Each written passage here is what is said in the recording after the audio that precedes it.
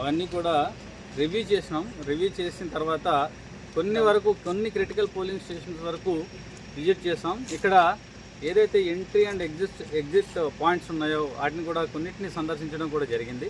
ప్రశాంతమైన వాతావరణంలో ప్రజలు తమ ఓటు హక్కును స్వేచ్ఛగా ఉపయోగించుకునే దానికి సిఏపిఎఫ్ సెంట్రల్ పారామిలిటరీ ఫోర్సెస్ అనేది కూడా మనము ఈ బందోబస్తులో భాగంగా ఉపయోగిస్తున్నాం.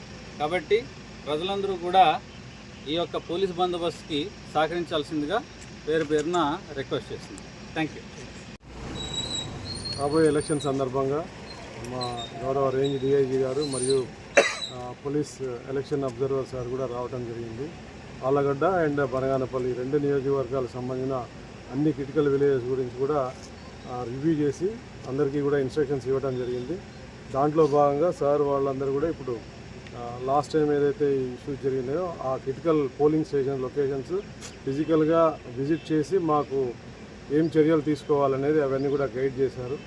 So entry point, exit point ఇవన్నీ కూడా చెప్పడం జరిగింది. సో దానికి అనుగుణంగా కొన్ని చర్యలు చేపట్టడం జరిగింది.